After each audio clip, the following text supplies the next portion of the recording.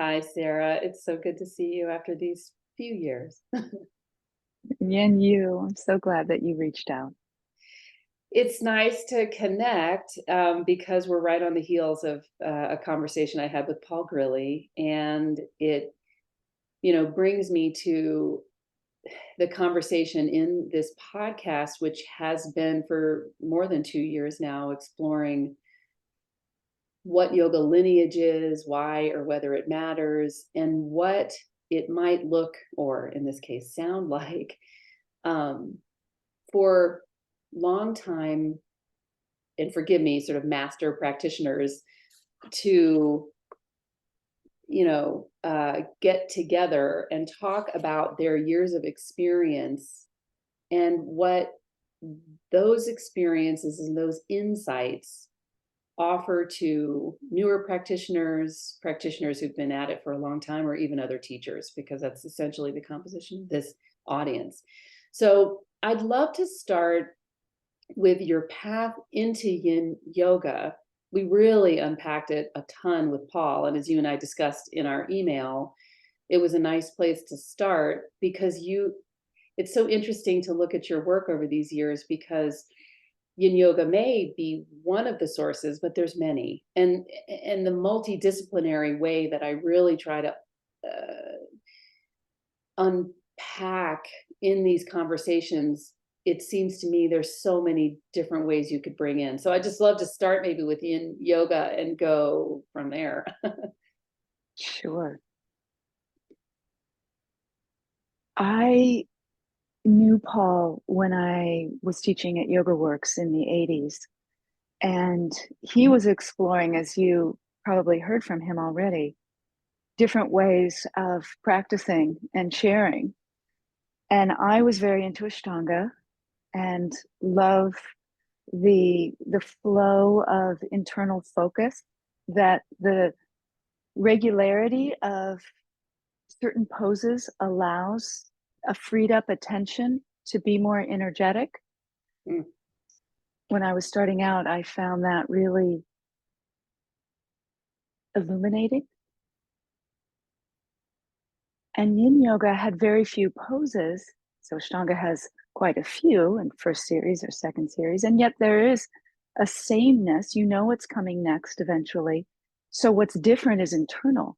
And in a way, yin yoga has a complementary similarity in that there's only a few that really target the areas of congestion at the intersection of joint sites that I need the most.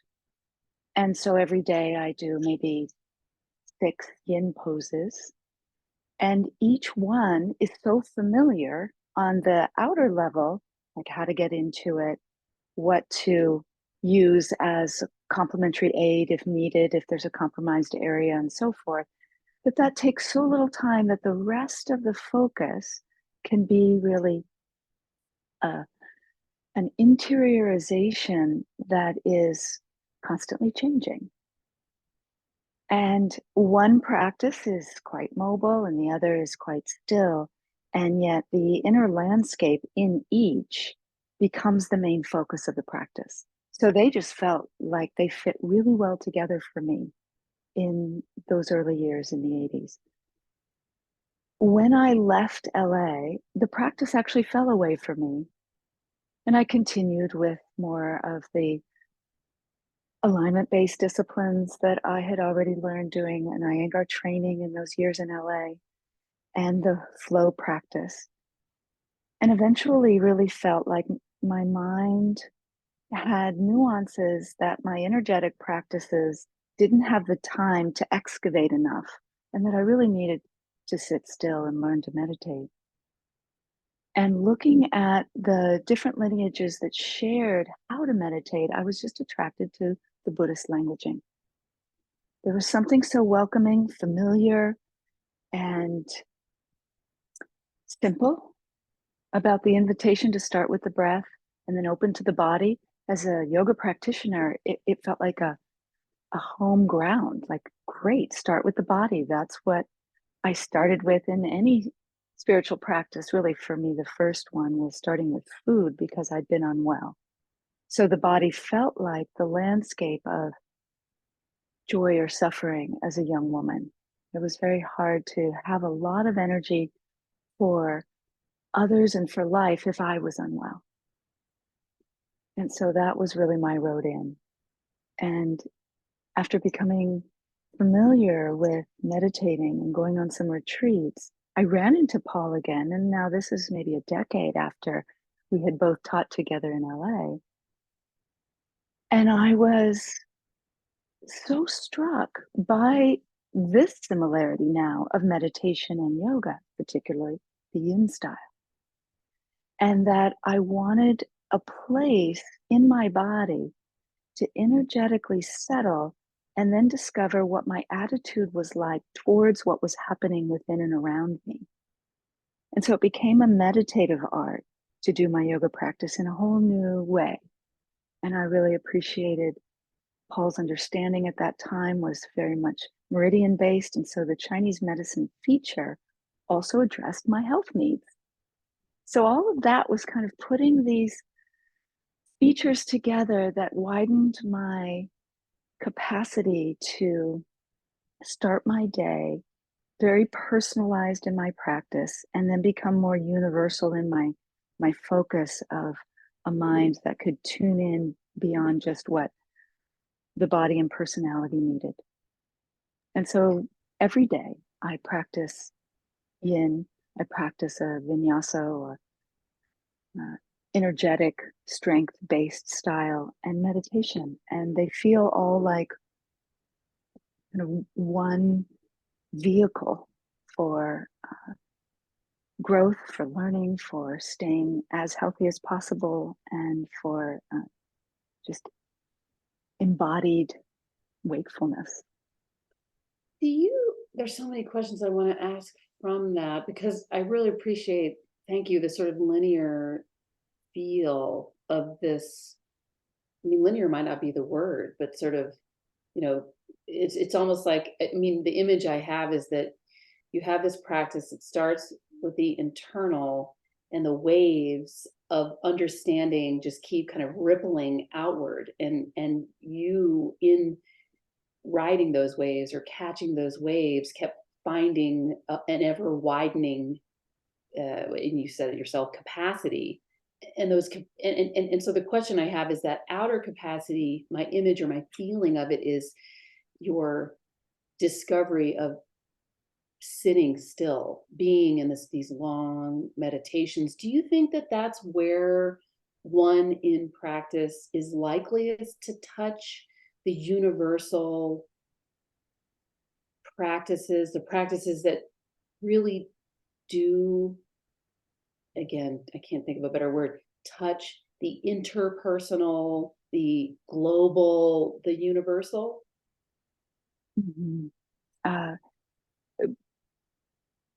Both. I do feel like stillness is going to put us right up against our personal obstacles and give us supports and insights for how those don't have to condemn us to just being stuck in our conditioning, that they can be a gateway into compassion for others who don't even have resources of teachings or practices to develop a way through. And as we continue, as I have continued to allow certain patterns to be seen and certain humility around how they have their own kind of force to enforce my reactivity, even when I would prefer otherwise, and then to use that as a gateway for self-compassion, and then how that extends to interpersonal compassion, and how that way through becomes more transpersonal. That as that noise all quiets down about I, me, mine, and how I am and compared to who I was or how you are or the world at large, as that really all takes more of a background seat, the foreground of the act of listening itself tuned me in and can tune one in to a dimension in which the questions that we're asking and the way that we're receiving information shifts to another dimension. Mhm. And that has a profound effect on the personality structure outside those practice sessions. So I'm not the woman that I was. And no one is, as life and experience constantly does teach us. It's just that this is an acceleration as a practitioner to really use the insight methods that are well worn through the ages and through these other vehicles of being human in order to really be willing to grow on purpose. And in order to grow, we have to see where we're stuck, to be able to meet my suffering in order to know the absence of suffering and make the whole spectrum of interest. Yeah, I mean, I was taking that. I love I'm sure you've said it many times before, but it's the first time I've heard that sort of intention to grow on purpose. Because even as you were leading into saying that, I was thinking back to the conversation I had with Paul, in which we talked a lot about the intersection of the intention to live that comes energetically, as he was describing it, from the upper chakras down, where it meets the body and meets the karma and meets the difficulties of just being in this, frankly, flesh and blood, and meets your own genetic code, which has its own Mm. programming to live as it does in this life. And so maybe because I've crested the sort of halfway mark of life, I hope, and gone through a lot of um, strong and really engrossing and interesting physiological changes as my body has turned from being a lunar cyclical being to a some other being as I, get over 50 and get older. And so I've been thinking a whole lot about, or observing a lot, how, especially through COVID, how also the practice changed. And I'm not trying to personalize this, but I'm just thinking about how much of the physical we discussed. And so back to your growing on purpose and the acceleration that occurs when you have this privilege, I guess is the word, and intention to practice. What do you think about the concept of moving meditation? I think a lot of practitioners, one of the things that drives me in this podcast is to talk about one of the things I learned when I first started doing these webinars and podcasts through Yoga Alliance back in 2020. We were all in lockdown and we were doing just one after another, after another, after another, mostly on the scientific research on yoga, as I talked to you about in the email. I was exposed to thousands of practitioners who aren't really clear who their teacher's teacher is, because they've cycled through learning all of those quote generations of teachers in like a year or 2 years, because of the way the market has enabled our learning of yoga. So I've wondered a lot about how physical our practice is. And I don't mean that in a pejorative way. I just mean that there it is. It's sort of this physical way that we begin to examine the interiority of our own experience. But then there's music, and then there's a lot of kind of Instagrammable self-care language and imagery that to me feels like it takes you out of that interiority before you're able to really stay. And so in back to growing on purpose, how, in your 35 years of teaching, how have you seen the sort of trending of people growing on purpose and your part in that? And I know it's a really long-winded question. I apologize, Alex. My husband called it Tangent Airlines, but excuse me. But I do see you having contributed over these years in one after another way of helping people stay in the interiority of their experience, whether it's through long holds of yin, whether it's through, these direct experiences I had from you as your student when you came to Washington, where we would sort of have been in this yin experience, and then instantly we would sort of burst into a yang place and still be holding those more heated, strong poses and continuing to examine the interiority, and then listening to your stories and just witnessing the teaching that comes from this month. Do you all still do, in Thai still do that? Sit for a whole month? Do you still go to South Asia and meditate for We a whole month or two, maybe? I so A lot there. we and it's all wonderful. First of all, your conversation with Paul sounds so engaging and delightful and makes me definitely want to tune in and hear that. And then you talked about moving meditation, moving yoga, how one can integrate that as a, a viable vehicle for sure. And then how yoga has changed in the many decades and how I see students today and what they need, and whether or not I still go on long retreats. Yeah. And well, since I've seen you, I did do the privilege of many times of long retreating, and even took 5 months out and did that, where the main requirement from my daughter, which was the hardest reason to go away for any extended period of time, even with an adult daughter, she's 31 now, Mm.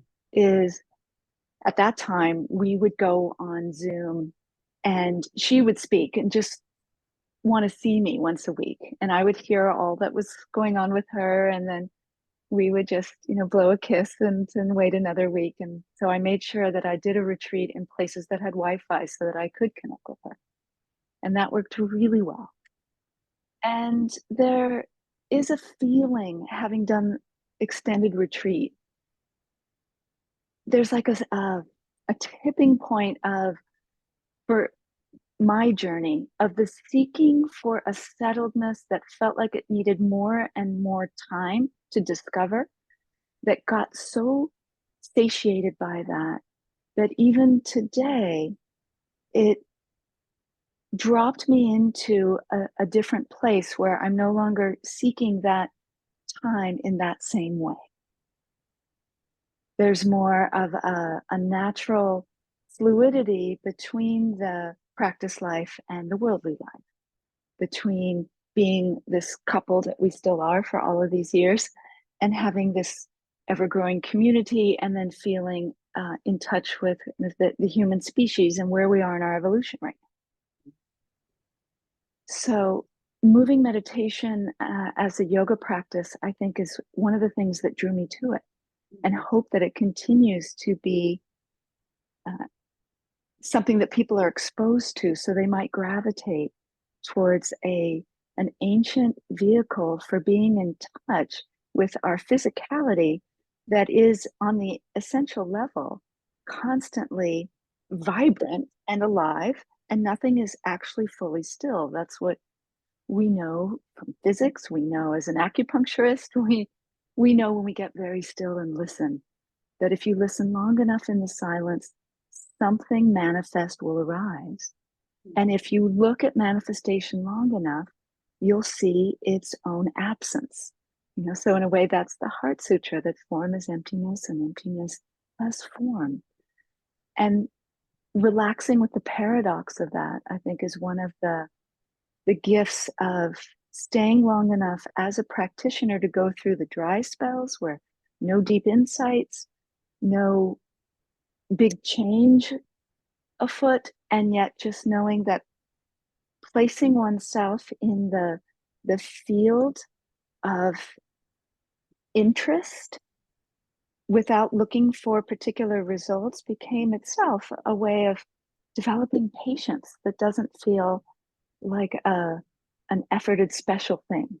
Mhm. It's just like a lack of expectation that used to be there. Mhm. And so now practice, I don't even need to call it that in the same way. Like I have a very much younger than me sister who's more like a daughter to me because she's 24 years younger. She just had a baby and she lives far away, and her boyfriend and the 8-week-old came to stay, and they we're in a small cottage in Portugal, and so they took up the living room for 2 weeks with this newborn, and with nowhere to be because they're in the place I usually practice. There was just a sense of fluidity in our relating together, where being with the baby or enjoying some time to herself and a cup of coffee was all part of the definition of being awake to the preciousness of simplicity of life being lived. There wasn't a me that was like, oh, I'm going to need to remove myself from them to make sure I can do this and that, in the same way as I used to have as a younger practitioner that had such maybe a bit more than a bit at times of angst, that my practice gave me a ground. And eventually it does. And then that ground becomes the ground. And practice becomes a kind of living art. But I must say, I still set the timer and have formal practice. But it can be like this morning at the beach with the dogs running around me and watching the waves and walking along the sand. It doesn't have the rigid boundaries. And I would say that for practitioners who are new, the less familiar we are with our inner compass and our own kind of Vajra confidence, like that diamond-like luminosity that is the nature of all sentient beings, the less familiar we are with that, the more helpful it is to have teachers and lineage and structure and boundaries, because we're going to need to kick up against that and see what works and what doesn't for so long. And then as those start to soften, now, I mean, my lineage, my teacher, it's the voice of the universe and the invisible guides and the beautiful pine trees in the space that I'm in. Totally. There's a couple of things I'd love to pin in that, and I really appreciate the sort of naming or just describing for newer practitioners the idea that teachers and structure and boundaries. I think I heard you say those three things sort of all together, like essentially synonymizing those three. A teacher provides both structure and boundaries, and structure comes through a teacher and boundaries come through structure, And so was that a Yes. generally accurate hearing? Okay. So I've been thinking a lot about, and lots of conversations on this podcast have come up around how students, like, if I may, you and me in the 80s and the 90s, even in the early aughts, for me, it was the 90s. I heard you say for you it was the 80s. The connections that people were making in cases like this were far fewer, because there were fewer practitioners and fewer teachers, but also more analog. So there was this opportunity. I remember Paul talking about years ago, the way he remembered it was that, or you know what, I just confused him and Eric Schiffman because of the Yoga Works, sort of conflation. So I remember Eric Schiffman, and Paul Grilly may have also said this too, how if you were, a devoted student of your teacher and you were there, let's just say for 6 full months or something, or a year or whatever, and the teacher was going to go away to see the family in Vancouver, or I don't know, that the teacher could potentially ask you, could you just step in and be my student teacher while I'm away? You've taken in these direct transmissions from me. And I guess for the audience, direct transmission, I think we might throw around in this world without describing it, the idea that there's this energetic transference of knowledge and wisdom and love, from the teacher to the student. And that's how teacher training occurred, where it was really right. this apprenticeship There model. was no formal teacher trainings per se yet. Yeah. And I don't know that anybody was counting hours. I've studied for medicine, no. right? Yeah. And because, the time space continuum is tricky. It's not linear. And so time spent is not necessarily depth spent, and vice versa. And so I just think about gosh, the luck I feel like I had to first be introduced to yoga. This is again to personalize it in Berlin when I was a college student. And it just so happened that in quotes, just so happened that my host was a yoga practitioner and took me to a Kundalini class. It was either Kundalini or Oh. integral yoga, but I don't remember because I was just barely Mhm. learning German and I didn't, but it was nice that the class was taught in Sanskrit, or at least Sanskrit words, and everybody there but me was wearing white. And it was a very deeply spiritual, Mm. Mhm. ritualistic practice, and obviously still sticks with me today. And then I wound up in New York and wound up looking up yoga in the phone book, in the yellow pages, and just found integral yoga because it seemed like that was a good qualifier for the word yoga. It was Mhm. just a syntactical reason that I went, or just descriptive reason I went for. But those practices were coming from, if I may, a depth and this sort of analog transmission that became replicated more and more and over as these decades have gone. And so back to everything I just heard you describe, I think about new students and how they might find a place, because there's so many descriptors in front of the word yoga now. Acro, goat, vin yin, it has now become a thing. Have you heard of Mm. this? No. Yeah, vin yin is big in Denver, at least in places that I've seen, and a place that I taught briefly. And but yet, as I talked to Paul about, so just to come back to kind of the yin descriptor, yin yoga may wind up being the thing that holds the center of some lineage based thread right now in yoga studios, which generally speaking have become very multidisciplinary, pretty much divested from any other lineage. Like vinyasa is the thing, or flow, or power, or hot. It's not Ashtanga and Iyengar yoga and Bikram.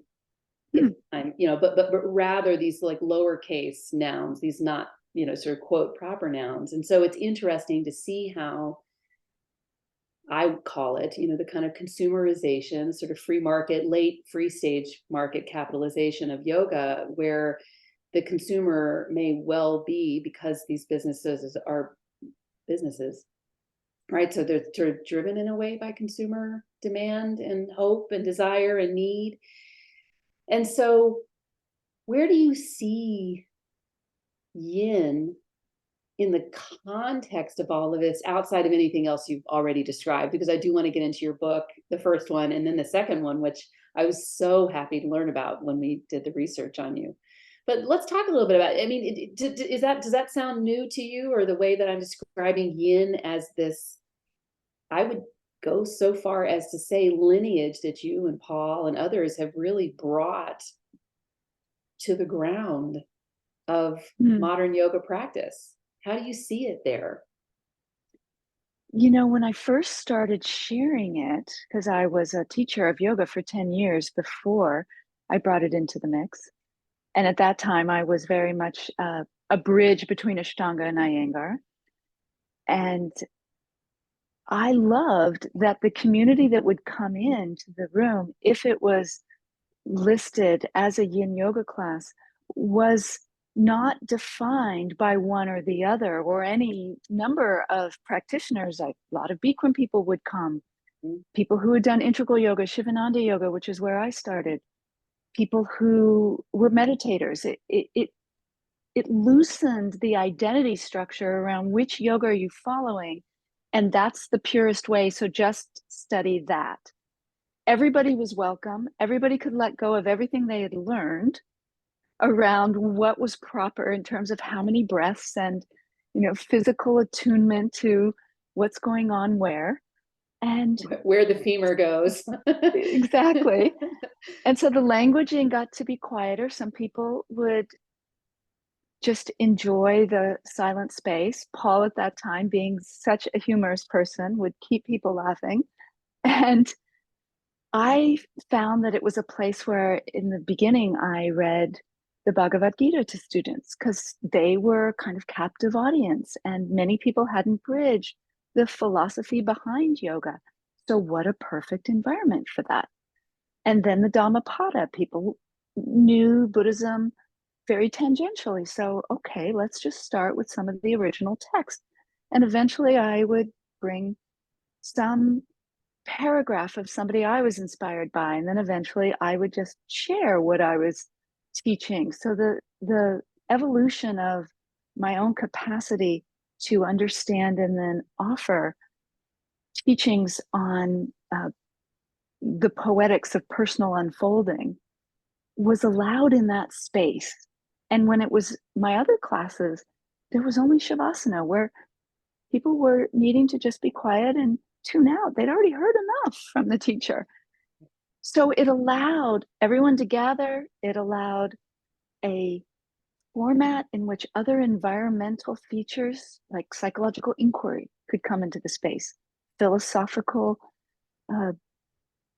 dissection of text. And that just grew the interest in the students coming who weren't there for their physical fitness practice and or their energetic attunement. And yet when they started hearing a little bit about how it's a kind of needleless acupuncture session for yourself, it's like, oh, I'm not just stretching or in pain, I'm also helping engorge some of these organs with coaxing chi into these meridian patterns. How great is that? Mm. So I actually felt all that right from the beginning, which is why it elaborated on what I thought I could do as a teacher so beautifully. Because I was really like, I'm not a physical fitness exercise coach. I may need to step away and go back to the schooling I had been in to become a psychotherapist, where people really wanted to look at deeper questions, were open, were wanting to listen. The yoga environment didn't have that to the degree that I needed to be fulfilled for a lifelong vocation at that time. Mm-hmm. That feels even more in the mix now that more people are meditating, more people are doing yin. And so it's expected. And I, with Thai, started in 2010, the Insight Yoga Institute, so that people who really wanted to bridge these things felt like there were plenty of other people in a like-minded sphere globally that you could feel community with. And today we are even more involved, energized, and connected to that community than ever. And most of the ways that we teach are live, are on practice retreats. And yeah, there's trainings involved. And then we have now over 30 endorsed teachers who have weekly online classes for people to be involved with. So it feels very rich at this point. And what I do miss, I'll say, is the decades where there were conferences and there were yoga magazines where we all felt like we were intersecting more with our peers, with practitioners who were doing different, interesting things, even if they were very far away from what we had studied. There was more communication, more engagement that way. So I'm glad you're doing this podcast. You're kind of that link bringing us together for people to hear. We're all still out there. You just might not know it. Yeah, exactly. And it's so many things. It's so true. And it's so interesting to me, the idea, it's funny because I've been emailing with Eric Shipman for, it's almost a year now. And I'm like, Who I please. adore and always Oh, have. I know. I'm like, please, will you come talk? And initially he's like, maybe. And then he was like, and then like, please. He's one of the only ones I'm having to work so hard to get to. So Eric, if you're out there. But one of the things I loved about learning from him, which was before I met you, and I want to actually just highlight this moment that I was thinking about this week when I first met you, exactly in the space of what you just described. But Eric, ultimately evolved his teaching to be called freedom yoga. And I was at the retreat in Montana with India. I'm sure you went out there, Feathered Pipe. I've actually never been. Oh Mm. gosh, it's such a sacred place, but it was Mm. there. It just so had was just, just happened to be there, pregnant with my daughter, in fact, um, when he was saying, I really think I'm going to call this freedom yoga.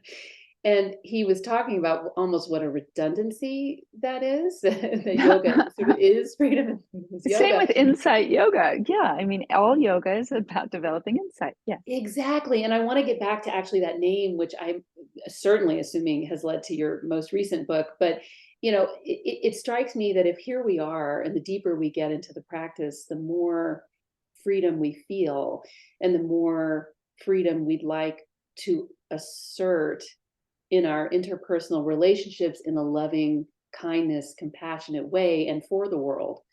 I might be jumping over some necessary connections there in that sentence, but I'm just going to go with it.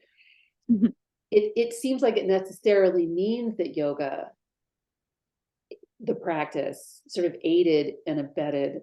I kind of feel like my words are now starting to be words I'm not so happy about using, but still by the free market, by people sort of, I mean, you and I have discussed this, we discussed this way back when, like the idea of teaching what you're also selling and how to reconcile those two things at a for-profit studio is actually also an educational center, and what that does to the, again, exchange and transmission of learning.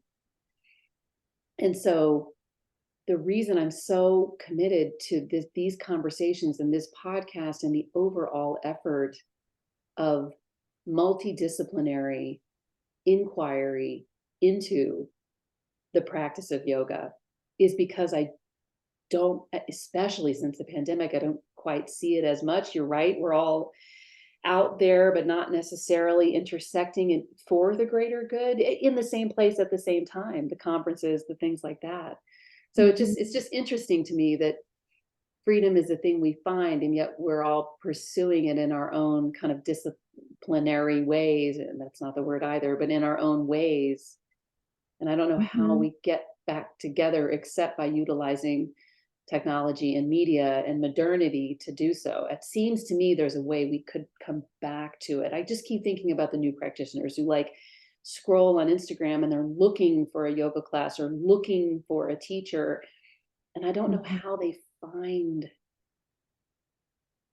a depth practice in that way. I'm just not, do you have any thoughts on that Mhm. before we go into the insight stuff? Mhm. Because I really want to talk about that word and tease it out some. Mm. I was just talking with another one of my sisters about that she was saying, I'm tired of online. I want to go to a class in person. She lives in Manhattan. Mm-hmm. She said, please just reach out to anyone you might know, being that I'm in that world, that is teaching live again. Because I just want to walk there. I just want to put my mat down. I want to be, you use this word, in the space of direct transmission. That there's an upgrade there that just can't happen with devices in the same way. Certainly it's second best. And there's a lot of people who couldn't get to class, and classes can be expensive because it is a business. So without particularizing one is better than the other, we we do still want to be in each other's presence. And that feels really fundamental and part of where we are as a crisis in humanity that is not just about the climate. Is it that young people are so scared about their future because of the climate? And or is it also because of the meaninglessness of a certain trajectory of living that doesn't give the the internal resources for getting to know our depth? And past generations, like in the 60s, had to break the patterns in order to find something new. And we're at another point in our history like that right now. And there are so many communities re-emerging that are living on the land, that are living in ways that are communally caring and connecting and growing their own food. And there's meaning in how the ancients lived. And I think that's why we were attracted in the 60s, 70s, and beyond to yoga being an ancient way of being a modern human. Hmm. And it's evolving, and yet it also brings up the kind of common insights that are still relevant in the same way as 2,500 years ago when the Buddha was teaching that greed, hatred, and delusion collapse any of us, particularly when that becomes the model of capitalism. And so we're at a place where we can't just fix the climate. And even if that wasn't something that was happening, would there be a dimension of love and health and connection that would be unfolding? Hmm. So being seekers has always been a small percentage, but now it's kind of a collective percentage of how do we live as a species? And are we evolving? Under pressure now, we are having to evolve to becoming different than we were. And we're in a transitional stage, and I find it both terrifying and incredibly interesting and beautiful not to miss out on what's going on right in the here and now that we're breathing with. And I think a yoga practice keeps that yoga. Now, I mean to include stillness and mind training, as it always was meant to include. And now, with all of the divisions of titles, it doesn't always. I don't think acro yoga is necessarily going to be very quiet or sitting for very long. I'm not Totally. sure what it is, but Oh my God. I'm sure Yeah, it's fun. It sounds fun because I so love fun. trapeze, but Traction. I mean, people sit so much, the uh-huh. traction. It's just I see. It sounds great. yeah. It's like the Iyengar rope. I've got them over here. We call them the fancy Iyengar ropes, but I'm pretty sure it's also acro yoga. I It see. might be the Okay. It's same. right. Yeah. And the V-in that you said, all I can imagine is that was what I was calling yin yang yoga. That you do vinyasa and you do yin. Is that what it means?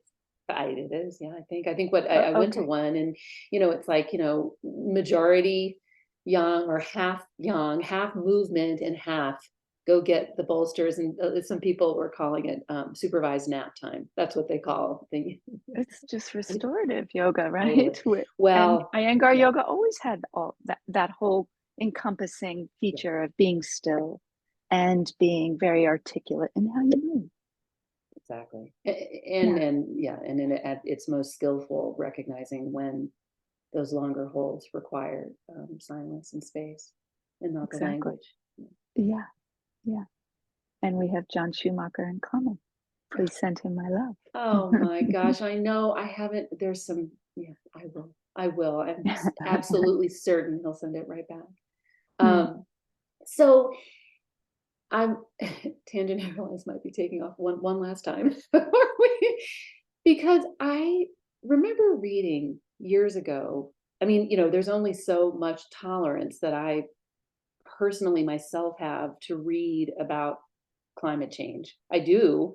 But I feel sometimes like I force myself because of the terror, having had children and witnessing, having been in this tumid, really swampy area of Washington for 20 years, having lived abroad, mostly in coastal towns, London and Hong Kong and some other places. And now being, at the foot of the Rocky Mountains and just looking at the ground, seeing this dryness and the fear of the fires and sort of, what happens on the other end of that, the wetness that I sort of experience and whatever, just and my family mostly had been coastal. So it was sort of, oceanic in my thinking and reading about the red algae that's starting to sort of like, sort of these new jellyfish populations and the heating of the oceans and Mm-hmm. how differently the waters of the world behave. And now being out here and looking at just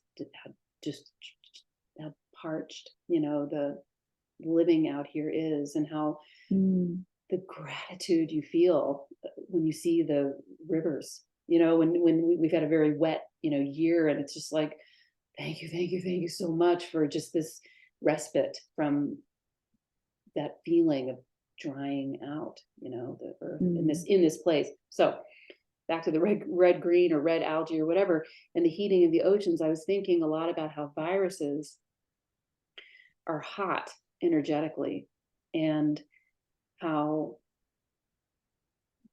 the changes in people's bodies, the heating up of the oceans, can't not be reflected in the internal waters of our own existence, of our own actual bodies. Mm, And then mhm, in comes COVID as mhm, this sort of, in my opinion, correlative iteration of climate change, correlative iteration of the way we are treating the planet and living here and being. mhm. And it makes me think, thank you so much for reminding me as a, you know, Gen Xer of what happened in the 60s. I was born in 1972 to very conservative parents and in a very conservative state. And it took real action by me to figure out what did really happen then. There was sort of a veil, and there is for many people around what really is going on, I guess.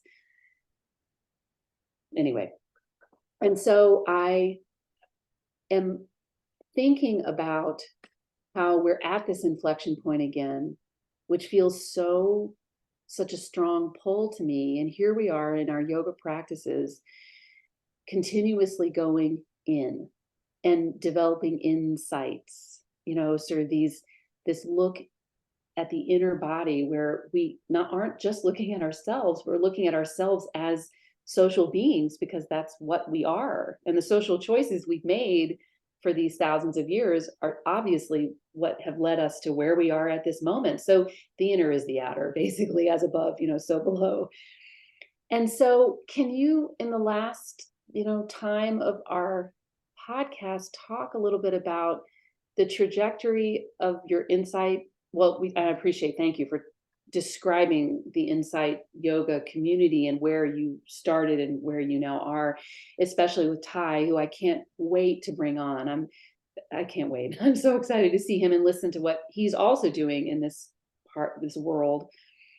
But tell me about the book. Tell this most recent one, and tell me how you decided to talk about that. And the specific thing I think would be, for me, most interesting, and I think for the audience too, is the manner in which you, different from anybody else I've studied with or learned from or followed, as a teacher, connect not just South Asian philosophical wisdom practices, but also East Asian and Chinese into the same place. I've always found that so hard to do, to articulate in the English language these different practices, but you do it.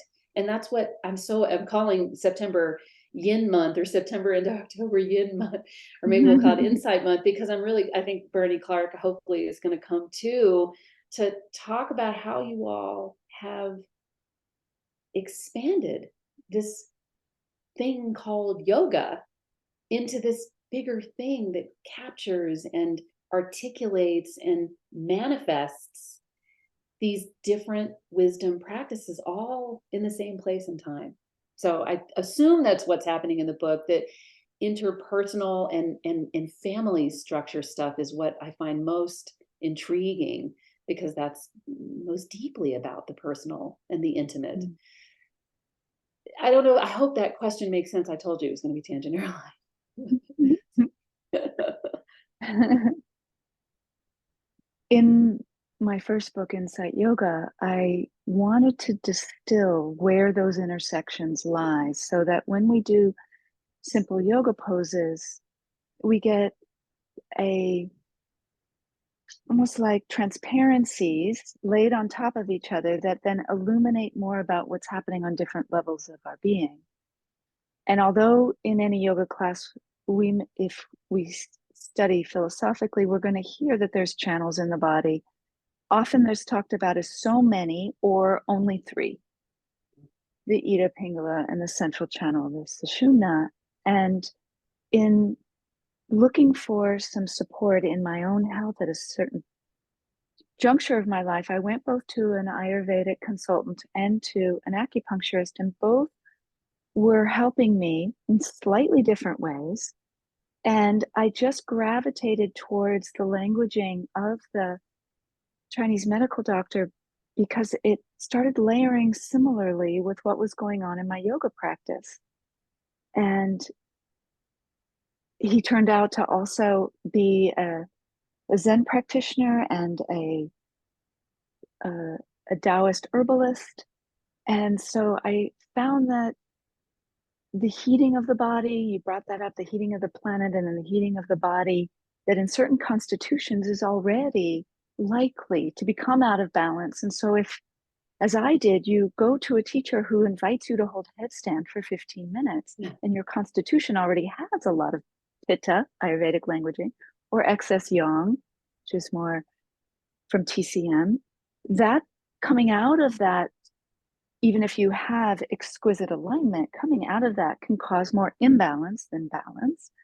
So to personalize the yoga practice for what one's constitutional needs are, the true meaning of Vini yoga, yoga designed for the person practicing it, Right. was of interest to me from the beginning. That's why I even went to find a teacher and a practice.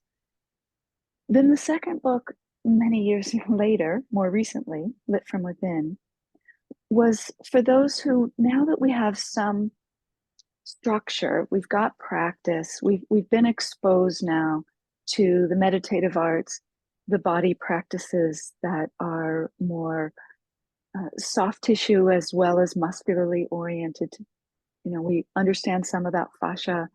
Now there's all of this wealth of time to develop psychologically and interpersonally. And those don't need to be separate ideas outside what a yoga practitioner is informed by. And they used to be. People used to assume that if you had to go to therapy, you weren't a good enough yoga practitioner or meditator. And to marginalize therapy and somehow create a sense of shame if you needed it was so 50s. Yes, so 50s. Yeah. Oh, no. Yeah. I knew I needed it as soon as I heard about it in my Right. Yeah. and I knew my parents could have used it, Yeah. and their parents, and Yeah. Oh my people I met at the market. So it just Right. felt like, Yeah. yes, let's think of yoga, the true meaning of it being integration, of looking at all of these dimensions we coexist in. Even though we are individuals, there is no independence, there's only interdependence. And if I work on myself and my patterns of aggression or of self-abandoning, it's only going to help you and I when we connect. And so we have to recognize that we are exposing ourselves every time we speak to the clarity or distortions that we carry inside. And we carry each other around in that in our conversations. And so there's so many podcasts now, there's so many people talking, there's so much news that I was noticing how at this stage of my unfoldment and what I wanted to express in the book, Lit from Within, is that there's a way in which we can have permission to let go of giving away our authority to those who ascribe to being in the know, and discover that awareness itself is a knowing nature, not of particulars, but of beingness. And the emphasis on doing things has been so prevalent that we're at this crisis point we're at.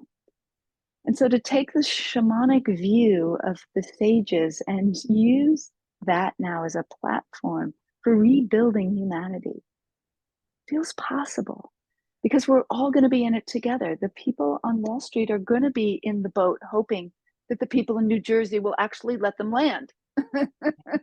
Totally.